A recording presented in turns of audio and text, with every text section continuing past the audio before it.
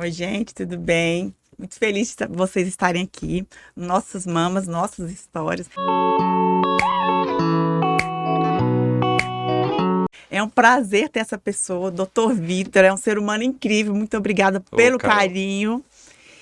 E Larissa, muito obrigada por compartilhar a sua história. Me conta, Dr. Vitor, o que é um oncologista?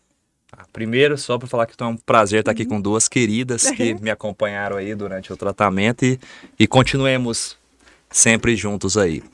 Então, vamos lá, a oncologia é uma especialidade médica que ela é responsável pelo tratamento do paciente com câncer. De todos os tipos de câncer. A gente fala que o oncologista é o médico que trata os tumores sólidos. Ou seja, a gente tira os tumores hematológicos, mieloma, leucemia, linfoma e todos os tumores sólidos. Mama, pulmão, fígado, intestino, várias outras partes é tratado com o oncologista. E a oncologia é dividida em áreas. Tem um oncologista cirurgião, que é aquele que opera e faz, normalmente é quem dá o diagnóstico, quem faz o diagnóstico inicial, e o oncologista clínico, que é o que vai definir quais são as terapias sistêmicas, né, que o paciente vai fazer durante o tratamento e acompanha ele ao longo da vida. E você, Larissa, como que encontrou o Dr. Vitor? Me conta a sua história. É. Um prazer estar aqui, obrigada, viu? Obrigada por estar aqui ao lado dessa pessoa incrível que a gente acabou criando amizade.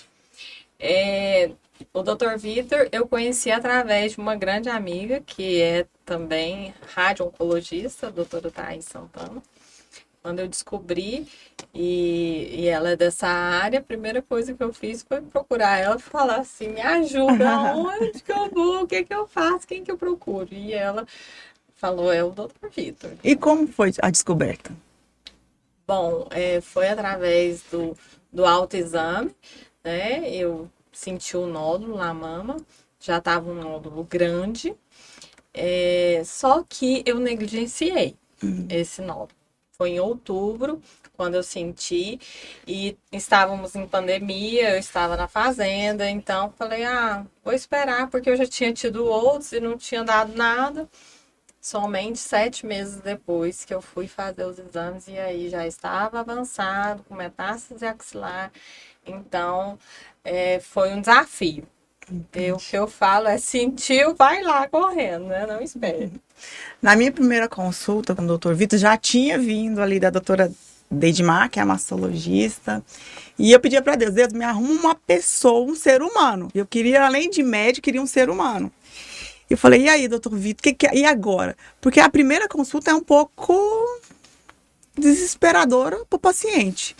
Como é essa primeira consulta? Primeira consulta acho que é um dos marcos, né? Porque você tem que quebrar muito o estigma, você tem que estabelecer uma relação, aquele momento que o paciente já está fragilizado com o diagnóstico. Tudo é uma ameaça, né? E aí, o que eu vou fazer? É cirurgia? É quimioterapia? Tem que tomar remédio? Meu cabelo vai cair? Não vai cair? Vou passar mal? Então, quando a gente chega nessa primeira consulta, a gente precisa estabelecer um vínculo grande, né? E o paciente, ele espera alguém. Você comentou aqui, né? Quando eu vim da doutora Deidmar, que é a mastologista, ela encaminhou para o onco, eu esperava alguém que me acolhesse, Larissa, a mesma coisa, foi uma indicação. E se vocês chegam naquele momento já fragilizado e não recebe esse acolhimento e não recebe essa compreensão, acaba que o tratamento fica mais complicado, né? Isso é importante. Então, a primeira consulta é um marco muito, muito importante. Tem de estabelecer conexões. É uma consulta que tem muita informação, é uma consulta pesada, extensa. Muitas vezes eu falo para o paciente, olha, hoje nós vamos falar um pouco disso, na próxima a gente vai repetir algumas coisas, porque a sua cabeça vai ficar a mil. Eu lembro que você vai falou, esquecer. Chama alguém para ficar do seu lado. Isso. Porque é muita coisa, tem que tomar muitas decisões, não é? E anotar dúvidas, né? Porque às vezes a gente chega em casa, mas ele falou era dessa forma, então se tem alguém do lado, sabe orientar. E às vezes numa primeira consulta a gente não consegue tomar decisão, né, Carol? Não. Você passou por isso, na sua a gente estava lá. E aí, vamos operar, não vamos operar? Peraí, tem a patologia, vamos discutir. Liguei pra Gabi, a Gabi falou, não, vou dar uma olhada aqui. A gente rediscutiu uma nova biópsia, não foi? Sobe pro ultrassom, faz um ultrassom, vamos lá verificar. Então, às vezes, naquele momento, a gente ainda não consegue estabelecer. E precisa de outras etapas até a gente estabelecer a conduta certa. Qual o caminho que a gente vai chegar até o final, né? Que esse é o objetivo. Isso que ele falou, eu acho, assim, de extrema importância. O médico oncologista, ele não pode tornar aquilo ali algo trivial, né? E acostumar com aquilo ali, porque o paciente, a gente chega lá, é como se a princípio tivesse recebido uma sentença de morte. Essa é a sensação que eu tinha, né? Então, quando o oncologista está ali e faz o que o Dr. Vitor fez, e eu sou muito grata, com um sorriso, né, com uma palavra de esperança, um acolhimento, né, isso faz toda a diferença para nós. Você sai ali de um momento difícil, onde você está vivendo um luto horroroso. A gente não tem certeza de nada, né? Não tem certeza de nada, mas porém tem a palavra do médico, que ele se torna uma referência para você, né? Você tá esperando ali dele tudo que vai acontecer depois. Qual é o caminho? E aí ele te fala, te acolhe e vai dar certo, vamos fazer o que tem que ser feito. Isso faz toda a diferença. E cada um tem uma experiência diferente, né? Se na verdade o seu sentimento na primeira consulta era uma coisa, da Carol era outra, de outra paciente. Então, na verdade, não é só mais um paciente, não é só mais um diagnóstico, né? É um diagnóstico, é o diagnóstico, é o paciente, né? Ele precisa seguir, ele tem uma jornada. A Larissa é psicóloga, sabe disso, né? Enfrenta isso também o dia a dia. Carol agora com a parte da odontologia, acompanhando alguns pacientes oncológicos, né, com as alterações de mucosite e tudo mais. Então, você vivencia que cada um tem uma experiência. E se a gente adquire lá no início, naquele primeiro contato, você cria um vínculo e estabelece metas, porque as metas todo mundo tem que junto, tem que jogar junto. É um jogo que a gente joga junto. Sim, sim. E se a gente estabelece, eu acho que o caminho fica menos difícil. Não sei nem se a palavra é mais fácil, mas pelo menos menos difícil eu acho que vai ser. A experiência que o paciente vai vivenciar, os efeitos colaterais, se vão ser manejados ou não, né? Isso acaba sendo um pouco individual. Mas é importante, essa conexão é extremamente importante. E em algum momento você perguntou por que eu no momento eu perguntei, gente, por que está acontecendo isso comigo? Porque eu sabia. Ele me ajudou, vai passar, vamos juntos passar. E passou. E eu ficava, por que você está passando por isso? Gente, não tem porquê. Tem porquê? Não tem explicação, sim. Na verdade, tem os fatores de risco, né? Por que uma pessoa tem mais chance e outra, né? Mas nunca é questionar por que eu e não tal pessoa, ou por que eu fiz de errado. Não existe uma coisa de errado, né? Isso não o que é o errado também, né? Exato. O que é o errado, né? E não é uma vingança, não é uma falta de culpa, fé. uma falta... Exatamente. É o que eu observo muitas vezes em pessoas diagnosticadas com câncer é a questão de se vitimizar, né? Oh, Deus, por que comigo? O que é que eu fiz de errado para merecer isso, né? E, na verdade, a gente desconstruir isso foi algo muito que eu trabalhei muito no meu Instagram durante esse processo, porque Deus não quer que você... Não é Deus que pegou e pôs a Larissa, ela foi uma pecadora, então ela vai receber um câncer de mama. Não, né? Tem N fatores, né? A gente sabe que o fator emocional é extremamente determinante, né? A questão da atividade física, né? Sono... então, assim, a gente precisa estar atento a todos esses fatores. Sim. Muitas vezes vivemos uma vida totalmente disfuncional, né? As nossas emoções, casamento, filhos, e aí o seu corpo vai falar. Sim. Ele vai falar. Então, o câncer de mama, no meu caso, eu estava passando e eu tive alguns fatores que me levaram a isso, emocionais, né? E aí foi uma gotinha que entornou o balde, né? Eu tenho consciência disso. Então, em nenhum momento eu questionei a Deus, muito pelo contrário. Eu busquei Ele com todas as forças para poder passar esse processo de uma forma mais tranquila e com Ele agarrado ali na minha mão. Tem que ter muita fé, porque tem uns momentos de muita dor, né?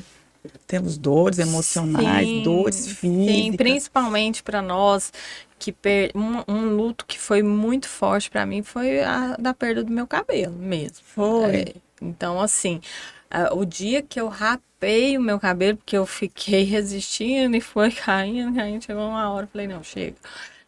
Me olhar no espelho e ver aquela cara de lagartixa Oh, meu Deus. sem um fio de cabelo na sobrancelha, nos cílios, né? Então foi um desafio, foi um luto intenso também, e que é muito importante você ter um companheiro que tá ali, né? E o meu marido, eu não tenho nem palavras para falar o quanto ele foi companheiro e me olhava e me elogiava. Você tá linda, é linda de todo jeito, né? Então, mas é um processo que a gente passa e desde o início da descoberta até o final, a gente vive vários lutos. E tem os filhos, né? Essa questão da mãe que tem filhos pequenos, né? Vocês vivenciaram isso. Perder o cabelo e mostrar para o filho, né, que isso é uma etapa que vai passar, ou que durante aquele tratamento ele muda a figura da mãe, porque eles são em formação, né? As crianças Os meus tinham vergonha de mim. Eles ficaram com vergonha. E como é que foi contar para eles? Você trouxe eles para o processo? Eu perdi minha mãe com o câncer de intestino. Então, e ela sofreu demais.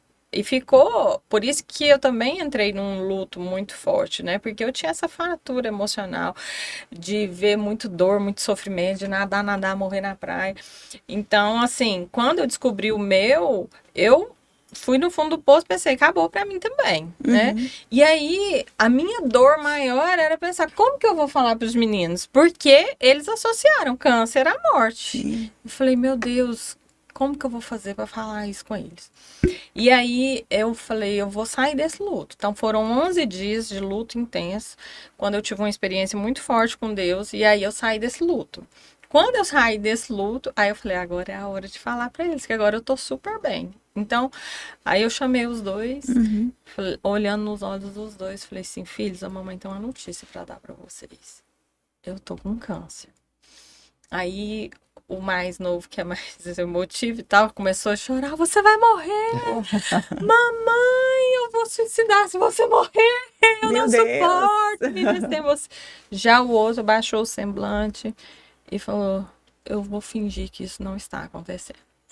Então eu tive que lidar com os dois. O mais velho falar assim, filho, não é assim que a gente enfrenta, fingindo que os problemas não existem, né? Você vai olhar, você vai ver a mamãe tratando e você junto comigo, nós vamos enfrentar isso. A mamãe vai dar o melhor dela por você, mas o problema existe. Aí o outro eu abracei e falei assim, filho, vai dar tudo certo. Né? Pode chorar aí, a mamãe também já chorou muito, mas mas a vovó morreu, você vai morrer. Aí eu falei, não, ok. Só que o câncer da vovó era um elefante gigante, muito bravo. E o remedinho era igual uma formiguinha. Já o câncer que tá com a mamãe, ele é uma formiguinha. E o remédio que o doutor passou, ele é um gigante, o moço vai estraçalhar ele. Aí ele, jura, mamãe? Eu falei, juro. Aí eles me abraçaram, aí eu falei, agora pode brincar, que tá tudo bem. Olha aqui como a mamãe tá bem. Eles me abraçaram, foram brincar. E a partir dali, eles nunca me viram vomitar, passar mal, nada, porque não aconteceu, né? Mas aí isso foi dando força para eles. Meus meninos, já chamei eles quando recebi o diagnóstico, sentei, os dois, tudo muito pequenininho. Filho, a mamãe tá dói no mamar, mamãe vai ficar sem cabelo, mas vai passar.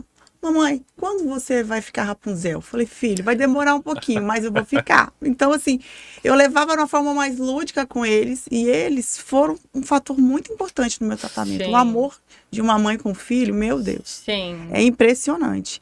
E eu tenho, assim, tem a dificuldade dele te ver careca, dói, mas ele, como eu levei de uma forma mais leve, ele... Ah, mamãe, põe o boné. Mamãe, põe o chapéu do Woody e tá tudo certo. Cada um vai no seu momento.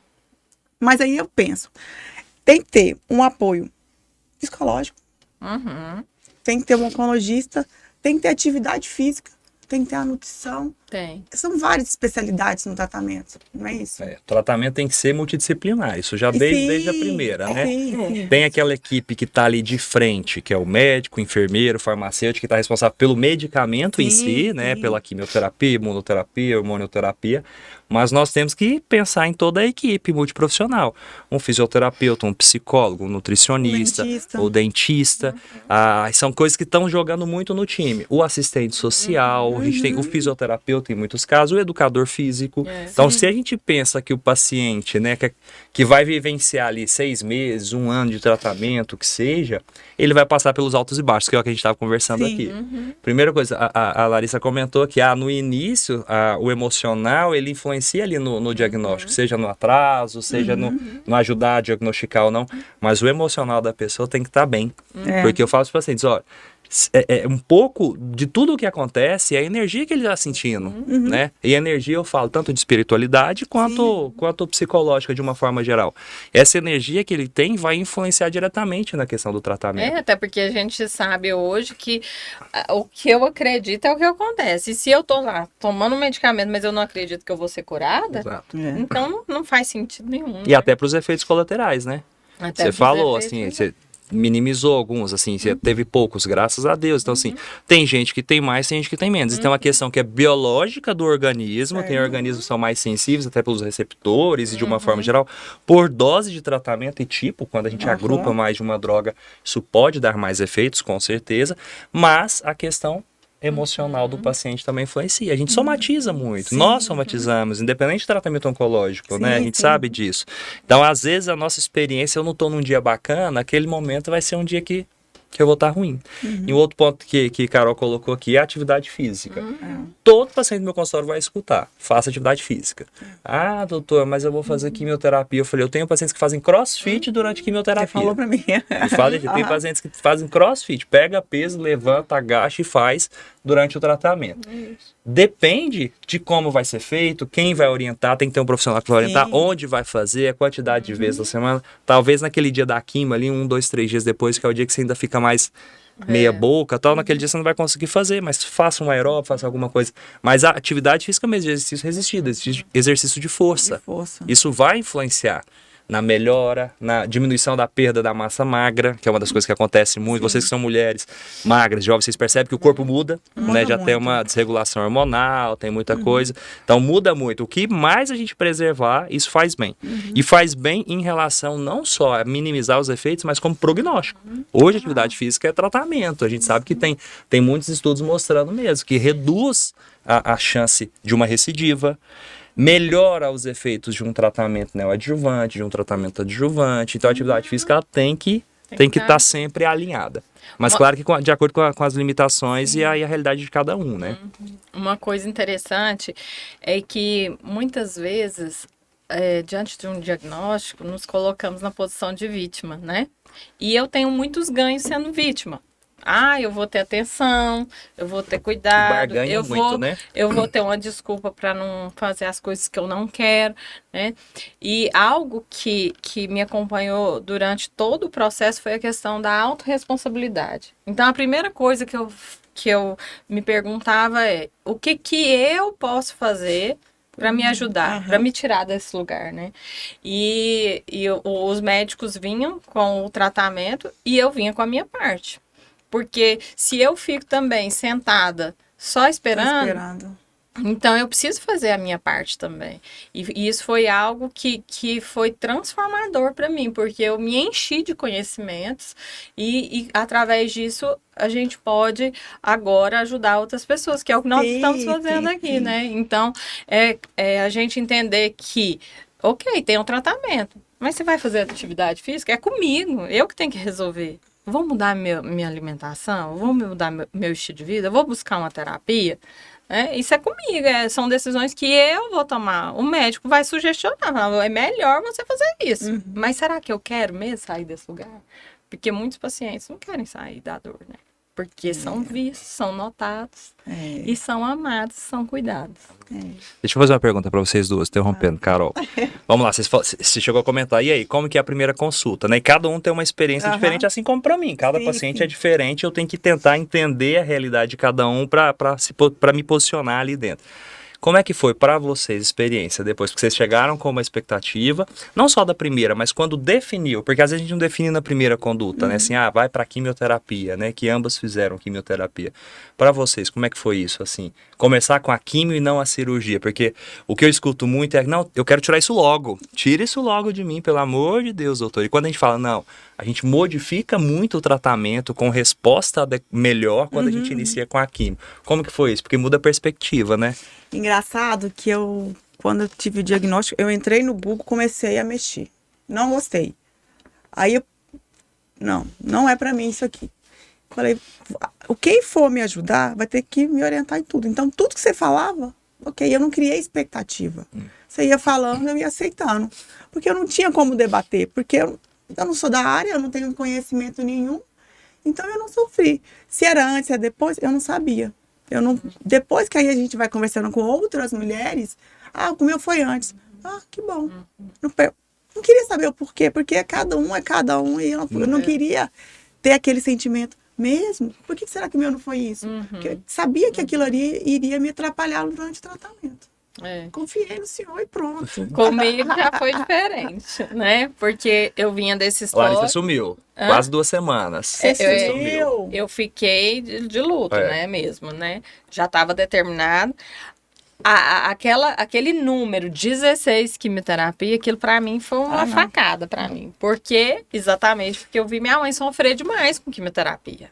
Então eu pensava, vou viver em hospital, vomitando, diarreia. Eu nunca tinha visto ninguém. Eu fui a primeira, não sabia de nada. Então, eu já tinha uma experiência negativa com a doença. Então, eu tinha uma imagem mental sobre aquilo, muito ruim. Então, aí, eu criei expectativa. Falei assim, se Deus quiser, eu vou chegar lá, ele vai falar, ok, você tá com câncer, vamos tirar e tá tudo certo. E não tá tudo certo, né? Aí 16 quimioterapia, porque eu fiz tudo que tinha direito, né? Às 16, aí tirei a mama e depois fiz rádio e agora hoje faço bloqueio. Então, assim, não foi fácil. Mas não foi fácil até sair do luto. Porque depois que saí do luto, aí eu fiz do limão a limonada. Engraçado que eu lembro de perguntar assim, nossa, doutor Vitor, a sua profissão é muito difícil. Você lembra que você respondeu? Fala. Na verdade, de vez em quando eu escuto essa pergunta. E você me perguntasse aqui agora, eu ia falar, olha, gente, é muito difícil trabalhar com câncer, porque igual você falou, né, as pessoas associam câncer com morte. Então nós temos muitas perdas, mas eu tenho muito mais ganhos do que perdas. Então isso para mim é uma quando eu comecei a assumir isso para mim, que a minha profissão eu tenho mais ganhos do que perda, eu acho que eu consigo fazer um trabalho como oncologista que o paciente precisa. Então ele precisa ter isso, porque se nem eu confio naquilo, eu vou achar que é muito triste ser oncologista ou trabalhar com oncologia é sempre ruim, sempre perda, a gente torna um peso. Exato. Lindo demais. Eu só vou fazer um adendo aqui. Larissa comentou assim, foram 16 quimioterapias. Eu vou falar porque às vezes alguém tá assistindo e fala assim, mas eu fiz menos, eu fiz mais. Lembra que cada paciente é de um jeito, é um protocolo, nem todo mundo é igual. A maioria a gente faz isso porque a gente segue protocolos, são muito bem direcionados, né? Mas existem protocolos em que a gente faz a cada 3 semanas, 2 semanas, semanal. Então, porque senão alguém assusta, mas eu fiz 16, eu fiz menos. Não, mas eu fiz mais, o doutor passou mais. É porque cada um tem um tipo diferente, né? Isso é importante. E outra coisa, vem aumentando, não vem, doutor Vitor, o índice de câncer de mama? Porque assim, a impressão que eu tenho, na hora que eu falei para as pessoas, não, fulana também tá, ciclana também tá, e gente mais velha, gente mais nova. Por quê? Tem, na verdade, sim, tem 2 pontos de vista quando a gente pensa. Vem aumentando? Vem. A incidência aumenta. Se eu for vamos pegar no Brasil, a incidência lá pelo INCA, estimativas, a cada 2 ou 3 anos eles lançam estimativas lá do INCA, né?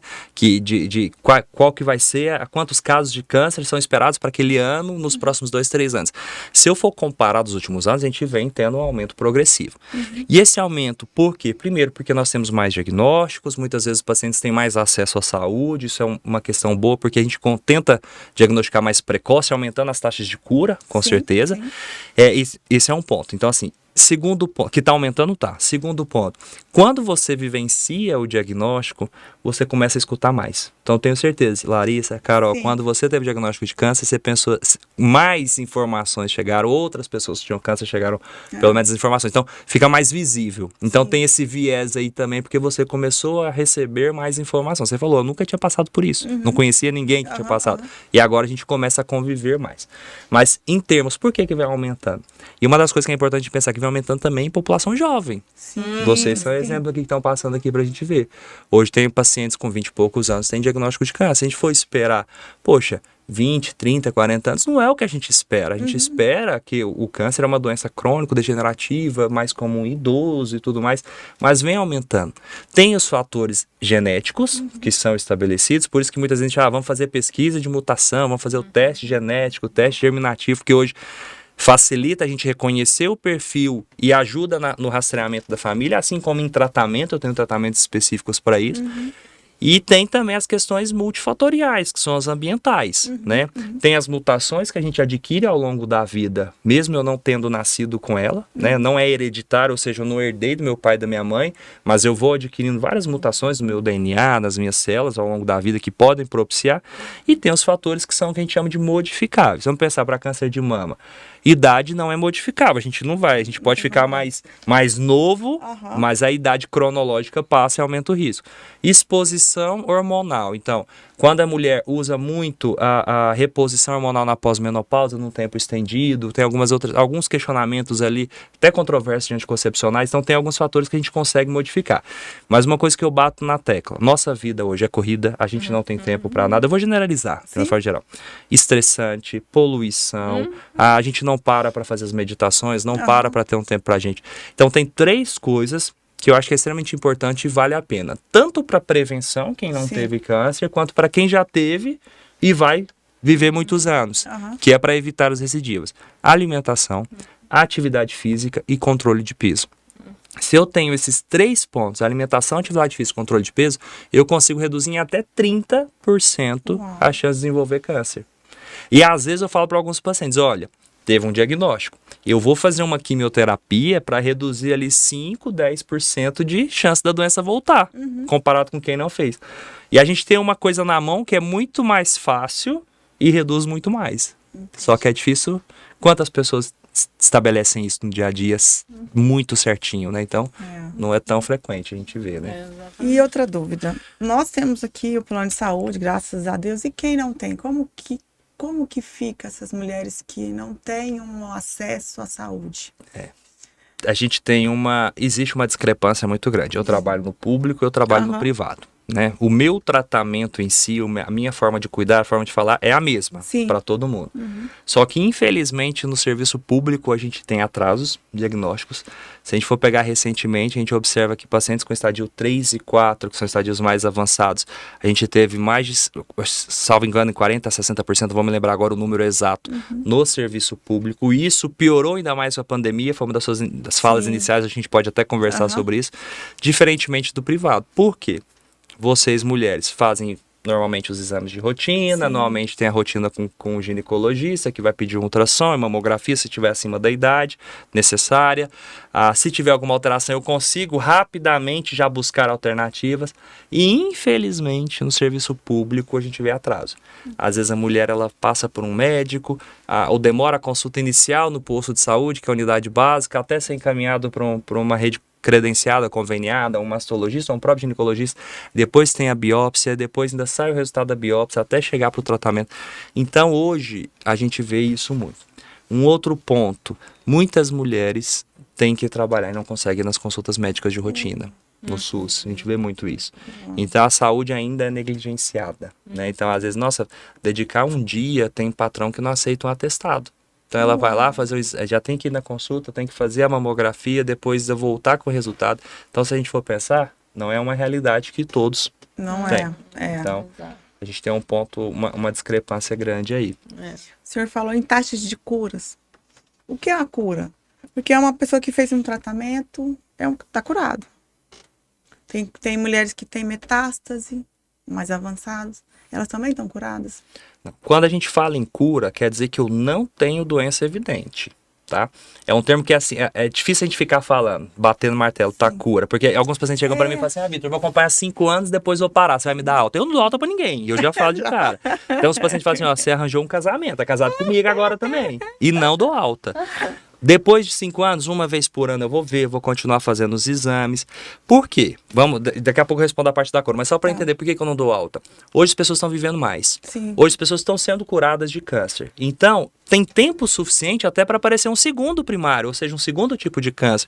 Eu já tive paciente que tratou um câncer comigo, acompanhou, apareceu um outro câncer que não tinha nenhuma relação. Não era metástase, não era relação genética, mas simplesmente porque viveu mais, porque deu a oportunidade de dar o diagnóstico precoce e graças a Deus está bem.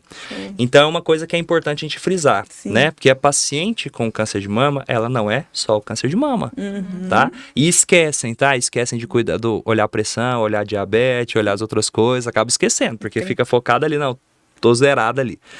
Mas então assim, tem esse ponto, que é esse acompanhamento. A paciente está curada, ao meu ponto de vista, a partir do momento que ela não tem mais doença. Então, fez a químio, operou, fez a cirurgia, fez a químio, ela, a princípio, ela está curada. Se eu entender que aquilo realmente foi eficaz, é uma cura. Por que 5 anos? Antigamente, utilizava-se essa data para avaliar sobrevida. Qual a sobrevida, ou seja, qual a taxa de pacientes vivos em 5 anos? Então, 5 anos era um número que utilizávamos mais para estudos clínicos. Não quer dizer que se eu usei 5 anos ou se eu terminei 5 anos estou curado. E a gente tem que ter cuidado um pouco com a palavra assim, cura, porque às vezes nos dá uma falsa impressão de que eu não preciso fazer mais nada. Exato. Eu escutei, aí, você tá curado? Eu falei, uai, É. o que é curado pra você? Exato, o que é curado pra você? Mas tá, na princípio, se a gente for pensar, você tá hoje, você tem câncer? Não, você teve, você tratou. Sim. Vocês entendem essa questão? E Eu uma entendo. questão muito interessante que fica muito na minha cabeça é como se eu estivesse nadando num rio sujo e poluído. Aí eu vou, faço tratamento, eu me limpo. Mudo hábitos, mudo estilo de vida, mudo tudo. Aí termino o tratamento, eu volto pro rio, sujo e poluído. E aí, eu não vou ter uma recidiva? E aí não aumenta as chances? Então a gente tem que ter, assim, tem que ter esse cuidado de como abordar isso. Para mim, o paciente fez cirurgia, operou, teve boa resposta, a princípio está curado. Só que eu não fico, assim, não é uma palavra que vocês, possivelmente, vocês não escutaram muito saindo da minha boca o tempo todo. Porque é acompanhamento. Eu acho que é acompanhamento. Graças a Deus vocês estão sem doença. Espero que continue o resto da vida. Por favor. Aí não me passem surpresas. Por favor. Somos livres. Mas Continuemos. vamos falar de qualidade de vida. Porque durante o tratamento não é muito fácil, né? Tem esse exercício físico, você falou do cabelo. Mas a vida vai continuando, de outra forma, Sim. não é? Na verdade, eu não sei, mas eu acho que eu fui muito feliz. Talvez um pouco fora da média, assim, porque eu não deixei de fazer nada. Né? Eu não deixei de trabalhar, não deixei de fazer atividade física, eu não... Mas você conseguiu usar a seu favor, no sentido de não deixar abalar emocionalmente para se culpar, se vitimizar. Não, exatamente. Eu tratei do meu emocional, né? Eu cuidei de mim. E aí, aquilo para mim, o processo foi um processo onde eu pensei que eu fosse viver meu pior deserto. Eu colhi muitas flores. Então, quando eu olho para trás, eu só sinto gratidão. Você tinha me falado que quando você leu o exame, deu metástase. Me conta um pouquinho.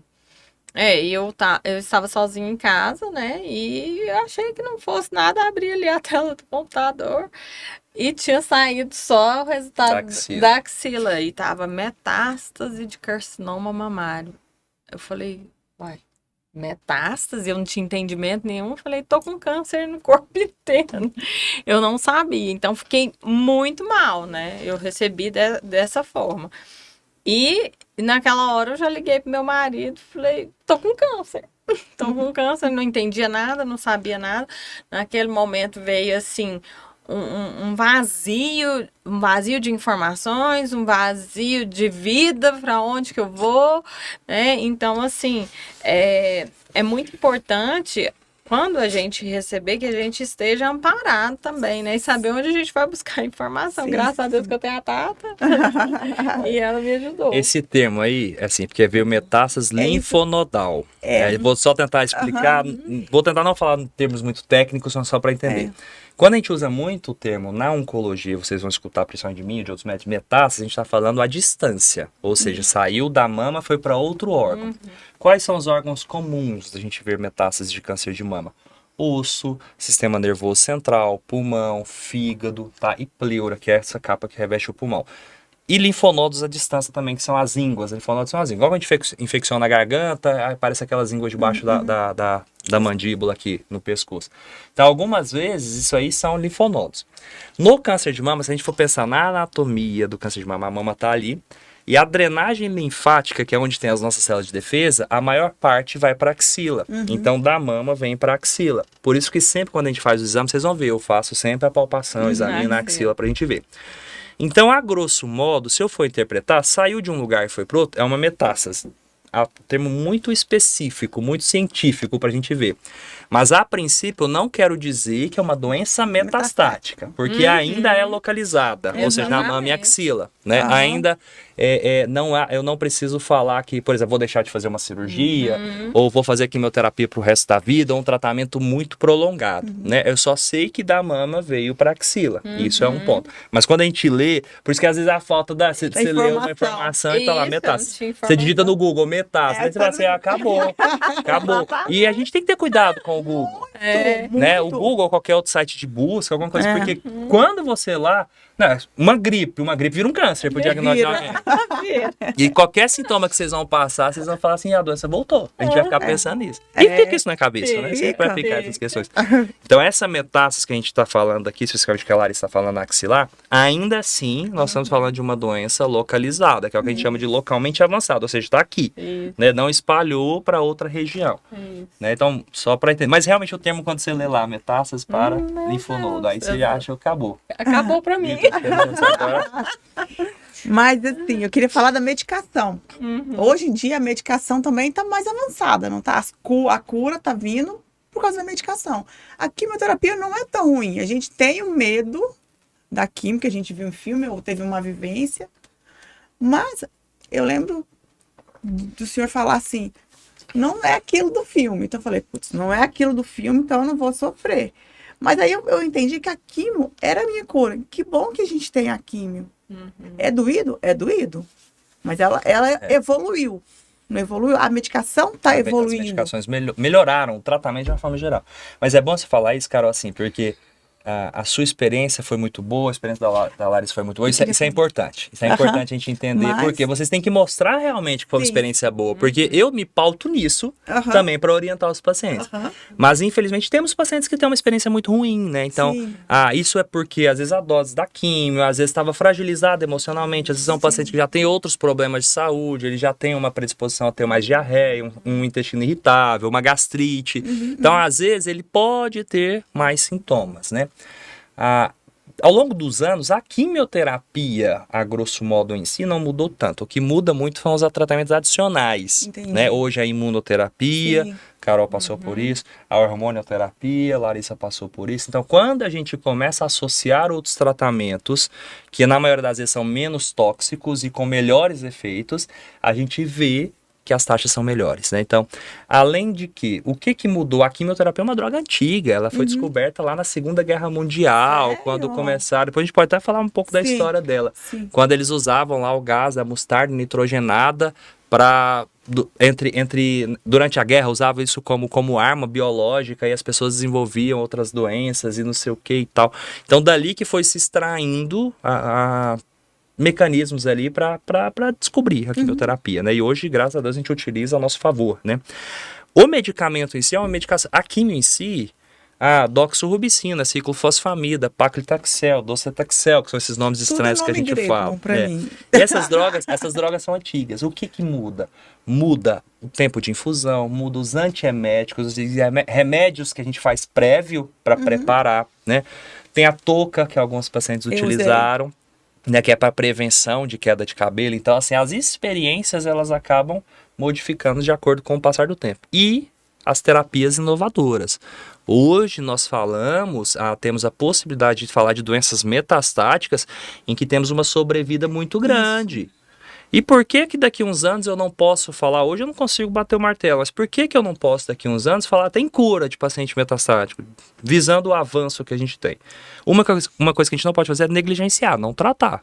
Isso não tem como, porque a doença, a biologia tumoral, ela vai desenvolvendo.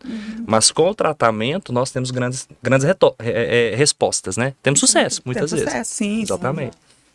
E o pós-tratamento? Como recomeçar? Como é que você recomeçou? Então, é um desafio, assim, você olha para aquilo e aquilo é uma mola que te impulsiona para o mais, na verdade. Eu olhei o câncer para isso, né? Então, eu não posso nem dizer, eu recomecei, porque eu não parei, eu continuei, né? E eu mudei muitas coisas que eu vinha, na verdade, procrastinando na minha vida. Então, foi algo que eu fiz dar certo, que eu fiz valer a pena. Não lutei contra a realidade do jeito que foi, como foi, porque é isso que nos leva para uma tristeza profunda, não aceitar aquilo, né? Ficar brigando contra aquilo. Eu olhei para aquela realidade, ok, é isso, não vou lutar contra isso, eu vou tirar um proveito disso e continuei.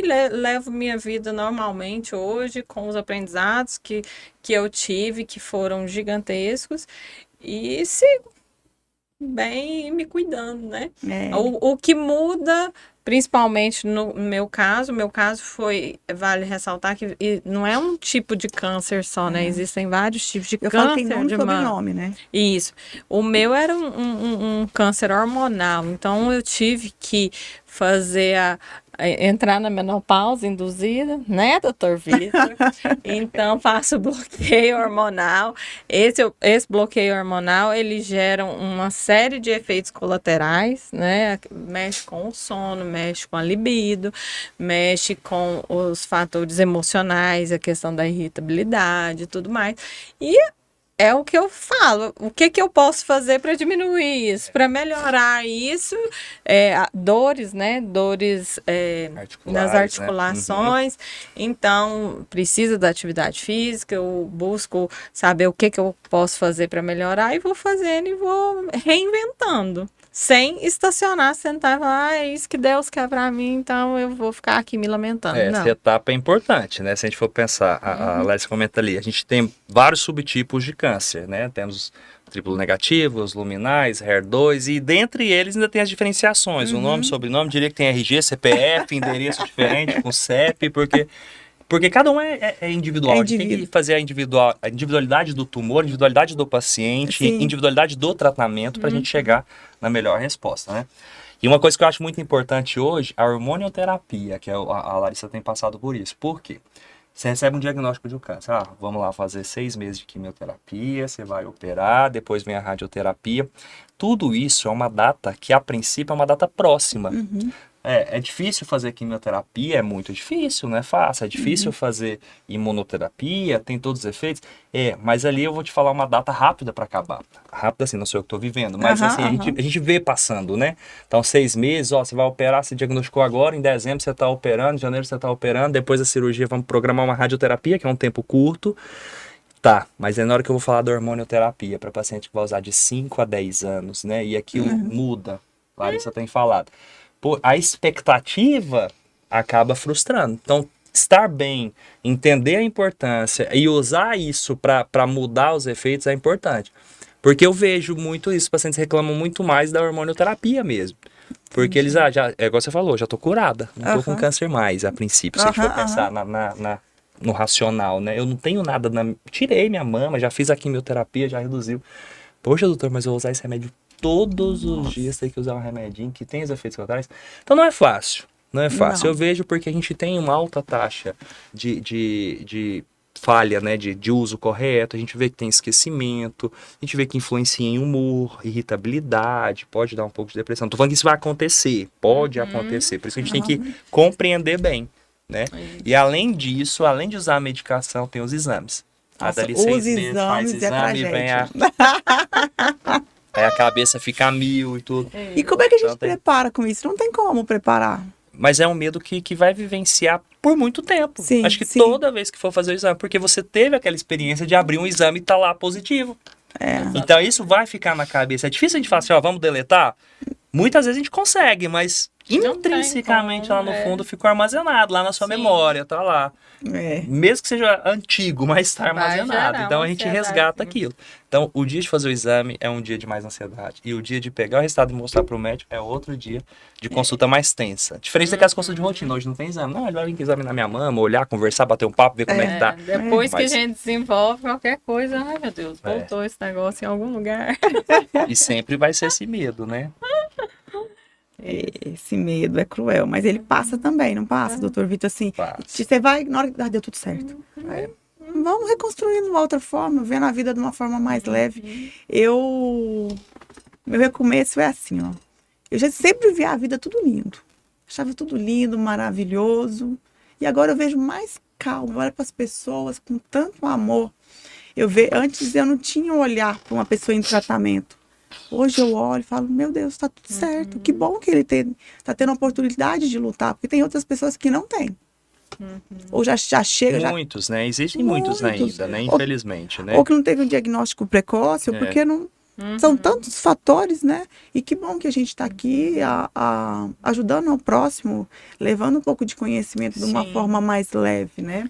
E às vezes só de conversar, né? Sim. Conversar, porque aprende mesmo, às vezes, a como se portar com um paciente que tem um diagnóstico de câncer, um paciente oncológico, né? Às vezes a gente vê assim, o que falar, o que não falar. E existe ainda um medo muito dos amigos, de parentes, às vezes um parente mais distante, né? Que não mora no seu âmbito familiar. Como que eu vou falar pra Larissa? E aí, tá bem? Como é que você tá? Tipo, qual o assunto? Aí vem a pessoa e fala assim, nossa, a tia da minha mãe também teve câncer, passou por isso. Você nem perguntou se a tia dela teve, mas as pessoas começam, né? As pessoas não assim como perguntam, o que você faz? Sou oncologista. Nossa, o pai de não sei quem morreu de câncer e tudo. Eu falei, tá, que bom, espero que tenha tido um tratamento digno, adequado. Um aprendizado muito interessante nisso, eu até falei disso no meu Instagram, quando a gente perde o cabelo, né? Aí as pessoas falam assim, não, menina, bobagem, é só um cabelo. Então vamos cortar o seu cabelo. Cresce de novo. O importante é você estar curada. E aí eu vou te contar que eu fiz isso com a minha mãe. Você fez? Fiz. Não, mãe, mas que bobagem, mãe. Vamos ficar boa, vai dar tudo certo. Logo, senhora...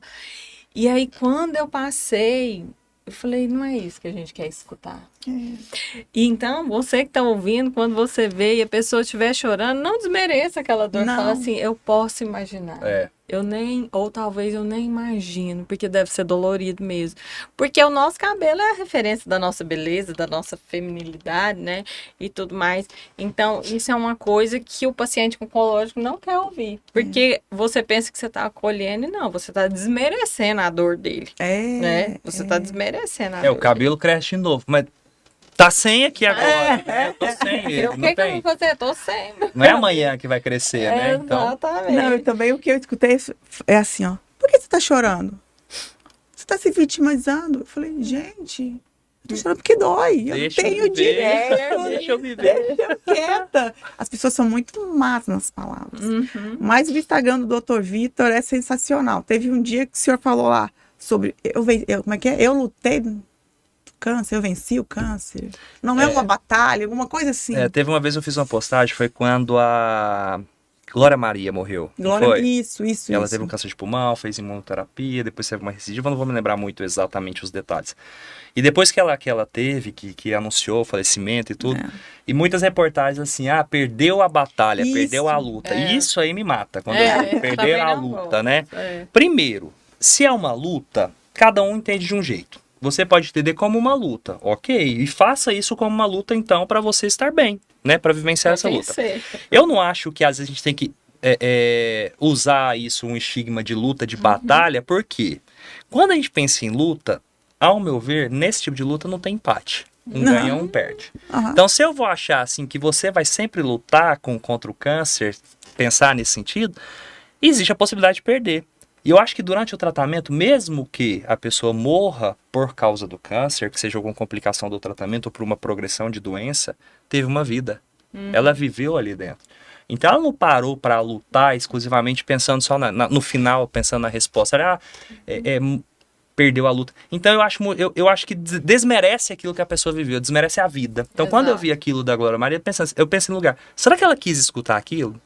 Será que para ela perdeu uma luta do câncer? Ou será que ela morreu em decorrência do câncer? Assim como a gente pode morrer de infarto, atropelamento, complicação de diabetes, doença renal, cirurgia pós-operatória, trombose, qualquer outra coisa. Será que, então lá, o infarto, eu perdi uma luta pro infarto?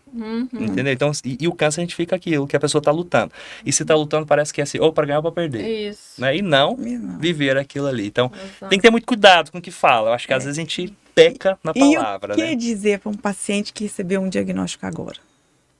Uma das coisas que eu mais escutei, por exemplo, a palavra assim, eu estou aqui, estou com você. Eu estou com você, né? Porque também as pessoas, elas têm muita mania de fazer profecias que não, vai dar tudo certo. Vai dar tudo certo, já deu certo. Não, eu não quero escutar que vai dar certo. Eu quero saber se você tá ali comigo. Que eu vou te dar, que eu vou deitar às vezes no seu colo, que eu vou chorar e você vai falar, chora mesmo, né? Eu tô aqui. Eu tô aqui. Então eu tinha uma amiga, até falei isso pra ela, ela nunca veio me visitar, mas ela só mandava mensagem, eu estou aqui. Eu me senti amada por aquele eu estou aqui, né?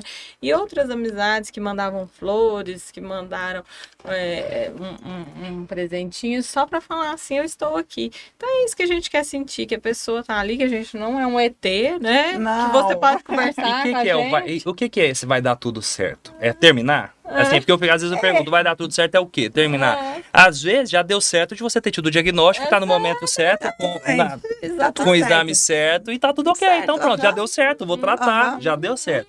E esse vai dar tudo certo, é estranho, porque assim, a gente fica pensando que é só o final. Mas não, é o que você falou, é todo dia eu tô aqui, né? Então, geralmente, quando eu vejo tanto o paciente quanto às vezes uma amiga, alguma coisa, vamos em frente. Pra mim, a palavra que eu falo é vamos em frente, eu tô junto. A gente vai jogar, eu falo assim, a gente joga esse jogo junto, tá? A gente vai jogar junto. Seja eu fazendo a medicação, você recebendo, a gente conversando, batendo papo, mas é um jogo que a gente se joga junto, né? Isso é importante. É um time, né? É um time. É um time. É um time. Muito bom. Eu escutei, rapidinho, só interrompendo, escutei uma frase uma vez, não é minha, é de um outro colega, oncologista também, que trabalha comigo. Ele falou para uma paciente, falou assim, olha, eu vou jogar a bola e você faz o gol. Então eu achei bacana também. Eu jogo a bola com o meu tratamento, mas quem vai fazer o gol é você. É você, então, por isso que a gente precisa dessa questão. Pega a sua parte, né, e vai. E o tratamento nunca vai ser unidirecional. Exato. Nunca tá saindo só da minha boca e chegando do outro lado da mesa. Ele tem que ser sempre via de mão dupla, vai e volta. Porque eu preciso entender qual é a sua expectativa, qual a sua realidade para fazer aquilo. Tem gente que não tá preparado naquele momento. Tem gente que tá preparado. Então ele precisa ser sempre vai e volta. Aí às vezes eu falo pro paciente, primeira consulta. Quando chegar em casa, pega um papel, anota todas as dúvidas e traz anotado, porque senão esquece. Porque chega na hora da consulta, eu vou falando, ou o paciente já fala, esquece tudo, aí vai embora, eu devia ter perguntado. Acontece isso, devia ter perguntado. E no meio do tratamento tem os movimentos, né? Às vezes pode demorar um pouco mais, ou demorar um pouco menos, tem as intercorrências, tem os... né? Às vezes, por isso a gente fica pedindo alguns exames, eu preciso atrasar, ou preciso liberar, né? Tem algumas coisas que podem acontecer. Entendi. Nós estávamos falando mais cedo sobre os parceiros, né? Que o parceiro também é um importante fator.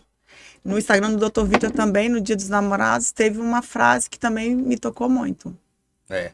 Coloquei lá, nunca lhe falte amor durante o tratamento, né? Porque assim, no Dia dos Namorados a gente vê lá todo mundo colocando, ou com o marido, ou com a esposa, ou com o namorado, com o noivo, alguma coisa assim, né?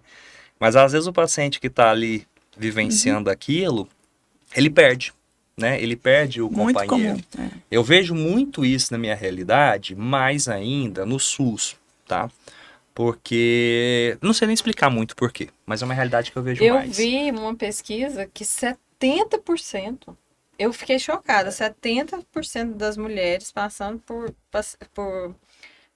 tratamento de câncer, elas são abandonadas pelos seus parceiros. Por quê? Às vezes também o casamento já não tá muito bom, né? E aí aquilo ali é um motivo para sair. Ou eles não dão conta de enfrentar aquela dor. Eles fogem da dor. Né, de ver aquela, eu sou impotente diante disso, então eu prefiro fugir disso, né? E a questão mesmo de enfrentar a falta de sexo, às vezes, a tristeza, os desafios com o tratamento. As idas e vindas, né? Tem muita coisa. Exatamente. Mas o que eu vejo muito, você comentou, é isso aí. Eu não consigo, eu não tô pronto para isso, não tô preparado. Poxa, e ela tá preparada para vivenciar tudo isso? Né? Então, assim, eu vejo muito isso, assim, eu não tô preparado, acho que eu não vou te ajudar, que eu não sou bom para você, eu não sou suficiente. Pois, mas ela não precisa do suficiente, ela precisa do mínimo que seja, né, às vezes. Então, eu acho que, assim, uma coisa que a gente tem que falar, que não lhe falte amor durante o tratamento. Seja um amor conjugal, assim, considerando até relacionamento... E o amor próprio. E o amor próprio, né? Então, isso é importante. Não lhe falte mesmo. Espero que nunca faltem para vocês, que não faltem para ninguém que estiver escutando durante toda essa etapa aí. Isso é muito importante. Meninos, mais uma vez, muito obrigada. Foi lindo, é lindo. O Dr. Vitor, eu falo, o Dr. Vitor onde eu passo, falo, gente, o Dr. Vitor. Obrigada por ser tão incrível, tão sensacional, um ser humano. Se todo mundo tivesse uma oportunidade de ter um oncologista como você, ia ser taxa de sucesso só altas. Oh, maravilha. Eu agradeço estar aqui, foi ótimo. Estar com a gente, sempre com um sorriso, sempre com uma rindo. palavra positiva. Isso é às vezes correndo, às vezes corrido também. Clarita, muito obrigada, viu, pela sua doçura, por tudo que você falou aí, foi encantador. E eu só tenho a agradecer que isso aqui chegue em várias mulheres, tá bom? Muitíssimo obrigada. Muito obrigada, gente. Nós que agradecemos. Obrigada pela Espero que todo mundo que passe por isso, assim como vocês passaram, que a experiência seja positiva. Sim. Né, que tenha parceiros adequados, que tenha família, que tenha equipes multiprofissional adequada. Sim. E que tenta ser leve, que seja leve, né? Porque já é pesado o fardo do diagnóstico, é pesado tudo isso. Mas que essa vivência seja uma vivência leve, positiva, né? E reforço, nós temos muito mais ganhos do que perdas. Eu acho que isso é importante a gente falar.